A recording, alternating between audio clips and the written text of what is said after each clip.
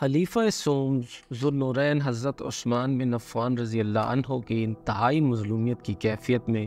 شہادت کا واقعہ تاریخ اسلام کا بہت ہی افسوسناک حادثہ اور تا قیامت تمام اہل ایمان کو خون کے آنسو رلانے والا اندوناک واقعہ ہے۔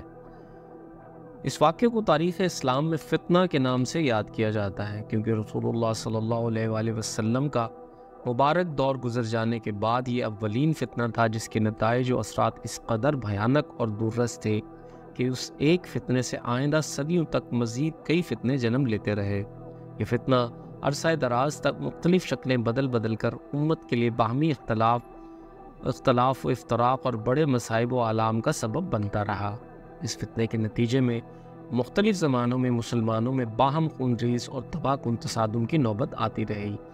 اور اسی فتنے کے نتیجے میں ہی امت مسلمہ تا قیامت متعدد فرقوں اور گروہوں میں بٹ کر رہ گئی،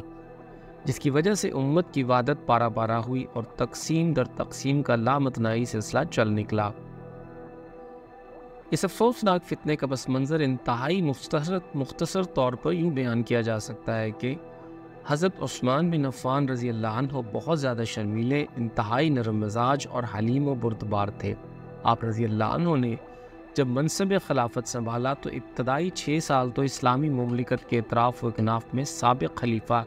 یعنی حضرت عمر بن الخطاب رضی اللہ عنہ کی سختی کا اثر جاری رہا۔ اس کی وجہ سے امور سلطنت بدستور درست انداز میں چلتے رہے، لیکن رفتہ رفتہ بدنیت، سازشی اور شرپسند قسم کے لوگوں نے نئے خلیفہ کے مزاج کو سمجھ لیا، چنانچہ انہوں نے اس صبر و تحمل، نرم دلی و مہربانی اور حلیم و بردباری کا ناجائز فائدہ اٹھایا، اور یوں انہیں سازشوں اور ریشہ دوانیوں کا موقع مل گیا۔ بالفاظ دیگر بہت سے بدخسرت لوگوں کو اپنے انتہائی شریف النفس اور مہربان خلیفہ کی شرافت راس نہ آئی، جا بجا خفیہ تنظیمیں قائم کر لی گئیں، اور مرور وقت کے ساتھ یہ فتنہ مضبوط ہوتا چلا گیا۔ خلیفہ دوم کے زمانے میں بہت بڑے پیمانے پر اسلامی فتوحات کے نتیجے میں حدود سلطنت بہت زیادہ وسعت اختیار کر چکی تھی۔ رعیت میں اب بہت بڑی تعداد میں عرب و عجم اور ہر قسم کے لوگ شامل تھے۔ ان کی زبانیں مختلف تھیں، ان کا پس منظر ایک دوسرے سے جدا تھا، ماضی میں ان کا تعلق مختلف تہذیبوں اور ثقافتوں سے رہا تھا۔ قبول اسلام سے قبل ان کے سابقہ مذاہب و ادیان جدا جدا تھے، اور پھر قبول اسلام کے بعد کیفیت بھی جدا جدا تھی۔ کوئی خلوص نیت کے ساتھ برضا اور رغبت مسلمان ہوا تھا، کوئی کسی دنیاوی مصلحت کے تحت مسلمان ہوا تھا، کوئی محض جذبہ انتقام کی بنا پر مسلمان ہوا تھا۔ چنانچہ اسلامی فتوحات کے اس سیل رواں کو جب بزور طاقت روکنے کا کوئی طریقہ نظر نہ آیا تو ان شرپسندوں اور چھپے ہوئے بدخواہوں نے مکر و فریب، سازش اور نفاق کے ذریعے دین اسلام کے خلاف اپنے مذموم مقاصد کی تکمیل کا فیصلہ کیا،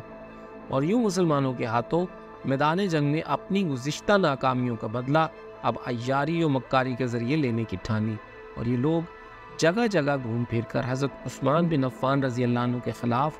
نفرت کے شعلے بھڑکاتے رہے اور اس فتنے کو مسلسل ہوا دیتے رہے۔ آخر سن 35 ہجری میں حج بیت اللہ کے موقع پر دور دراز کے علاقوں سے یہی شرپسند لوگ حاجیوں کے روپ میں بہت بڑی تعداد میں حجاز کی جانب روانہ ہو گئے۔ اس دوران مدینہ کے قریب پہنچنے پر مکہ کی جانب اپنا سفر جاری رکھنے کی بجائے مدینہ کے مضافات میں ہی انہوں نے اپنے خفیہ ٹھکانے بنا لیے۔ اس موقع پر مدینہ کے عام باشندے بڑی تعداد میں، نیز اکابر صحابہ میں سے بھی اکثریت مدینہ میں موجود نہیں تھی۔ یہ حضرات حج بیت اللہ کی غرض سے مکہ گئے ہوئے تھے، اور مدینہ شہر تقریباً خالی تھا، جبکہ تمام اسلامی لشکر دور دراز کے علاقوں ممالک میں مختلف محاذوں پر دشمنوں کے خلاف برسر پیکار تھا۔ خود مدینہ شہر میں، جو اس وقت اولین اسلامی ریاست کا دارالحکومت تھا، کوئی اسلامی فوج موجود نہیں تھی، کیونکہ وہاں کے تمام باشندے باہم شیر و شکر تھے۔ وہاں مکمل امن و امان اور سکون و اطمینان کی فضا تھی، وہاں میں کسی فوج کی ضرورت محسوس ہی نہیں کی گئی تھی۔ ایسے میں دور دراز کے علاقوں سے اتنی بڑی تعداد میں یہ فسادی اور شرپسند عناصر حجاج بیت اللہ کے بھیس میں اپنے مذموم مقاصد کی تکمیل کی غرض سے وہاں آدم کے، لہٰذا تعداد کے لحاظ سے یہ شرپسند شاید اس وقت خود مدینہ میں موجود اصل باشندوں سے بھی زیادہ تھے۔ اس نادر موقع سے بھرپور فائدہ اٹھاتے ہوئے انہوں نے خلیفہ وقت نیز دیگر مسلمانوں کی حج بیت اللہ کے بعد مکہ سے مدینہ واپسی سے قبل ہی وہاں اپنے قدم جما لیے اور اپنی پوزیشن مستحکم کر لی۔ نیز خلیفہ وقت حضرت عثمان بن عفان رضی اللہ عنہ کے گھر کا محاصرہ کر لیا، جو ان کی شہادت تک 40 روز مسلسل جاری رہا۔ اشیاء خورد و نوش کی رسد بندی کر دی گئی۔ بئر روما نامی مشہور کنواں، جو کہ ہجرت مدینہ کے فوری بعد جب وہاں مسلمانوں کو پینے کے پانی کی شدید قلت کا سامنا تھا، تب حضرت عثمان رضی اللہ عنہ نے اپنی جیب خاص سے نقد 20,000 درہم ادا کر کے وہ کنواں ایک یہودی سے خرید کر مسلمانوں کے لیے وقف کر دیا تھا، اور تبھی سے یعنی تقریباً گزشتہ 35 سال سے تمام اہل مدینہ مسلسل اسی کنویں سے بالکل مفت پانی پی رہے تھے۔ لیکن اب ان فسادیوں کی آمد کے بعد اسی کنویں کے پانی سے حضرت عثمان بن عفان رضی اللہ عنہ اور ان کے اہل خانہ کو محروم کر دیا گیا۔ یوں اس ظالمانہ محاصرے کے دوران مظلوم خلیفہ وقت اور ان کے اہل خانہ کے شب و روز نہایت اسرت و مشقت کی کیفیت میں بسر ہونے لگے۔ اس دوران کبار صحابہ میں سے متعدد حضرات نے بار بار پیشکش کی کہ ہم آپ کو کسی طرح خفیہ طور پر یہاں سے نکال لے جائیں،